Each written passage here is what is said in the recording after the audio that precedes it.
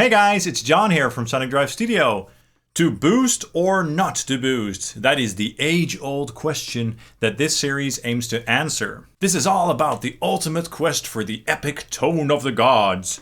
And it's also just a fun excuse to play around with a bunch of cool pieces of gear. Now today we're going to feature the Friedman Double J Jr., Jerry Cantrell's signature amplifier, of course. It's a wonderful little 20-watt amplifier, and it has a high gain mode, the JBE mode to be precise. So it's high gain, sure, and it has enough juice to get some chugging sounds going. But I can't help but wonder how it would sound with a boost pedal up front, just to give it a little bit of an extra kick.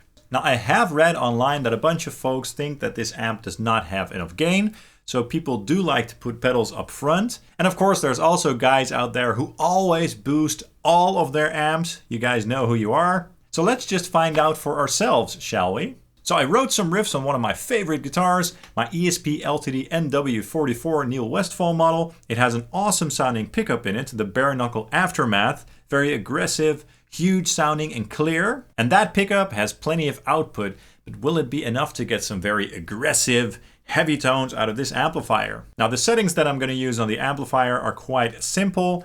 I did max the gain out almost all the way, so I set it at 10 and the controls go to 11 on this amplifier, so that's a quite high gain setting. I also turned up the bass a little bit to around 6.5, and other than that the settings aren't very extreme. The amp is being fed into my wonderful Red 7 Amp Central reactive load, and that into a York Audio impulse response from the York 212 DV77 pack. And that cab and speaker combo sounds absolutely huge and sort of brutal.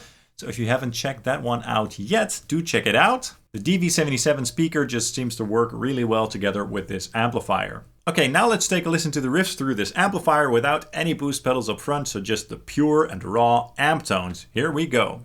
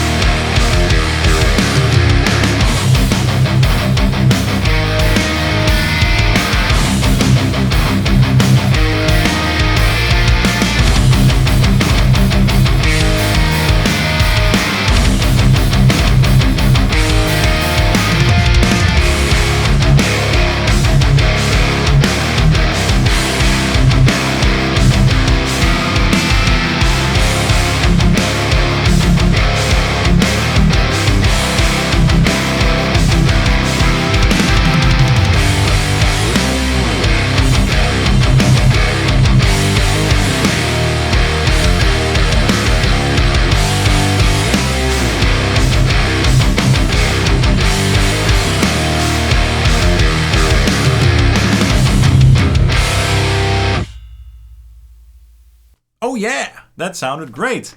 One might say that this amplifier already has plenty of juice for high gain chugging riffs, but still on those low chuggy palm mutes, there's probably a little bit more room for some more juice, bite and aggression. But yeah, it's safe to say that this amplifier without a boost pedal up front already sounds really good. Since this amplifier isn't super flubby or anything like that, I wanted to use the Electro Harmonix Soul Food pedal. I wanted to use this pedal this time around because it's a fairly transparent pedal, so it does a great job of retaining the character of the actual amp without adding too much or taking away too much. However, I am going to boost the treble on this pedal a little bit just to make it scream a little bit more. I believe that at about 9 o'clock-ish the treble setting is at neutral, and so I'm going to turn it up to about 12 o'clock just to give it a bit more bite and treble. I'm going to lower the gain on the amplifier a little bit to accommodate the extra kick that this pedal will give. So yeah, let's go ahead and check out how this amplifier sounds together with the Electro Harmonix Soul Food. Here we go.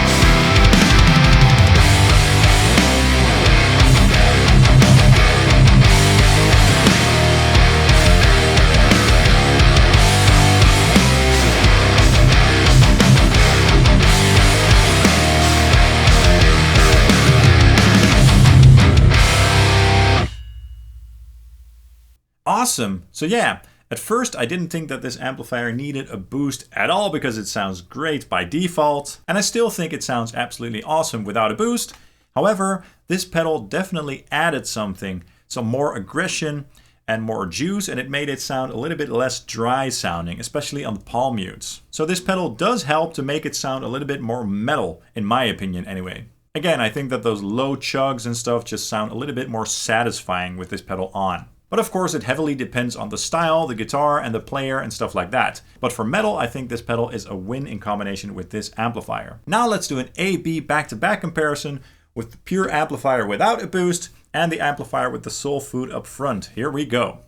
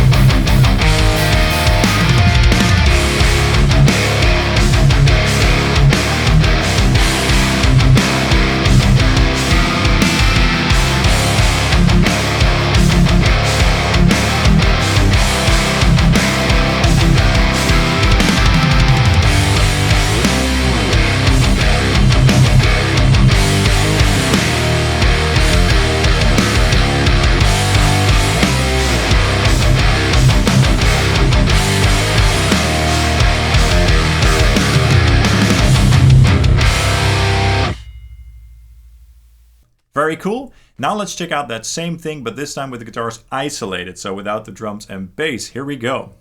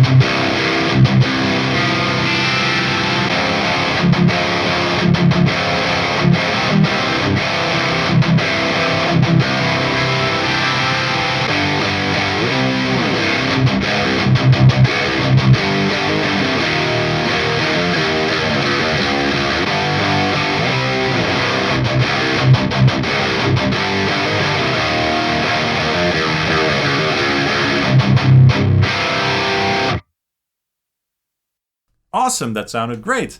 Again, the pure amp sounded fine, but with the pedal up front, it just sounded a little bit more mean. Okay, now before we end the video, I did do something extra for you guys, because I know that a lot of you guys are fans of the Maxon OD808 overdrive. It's a very popular pedal.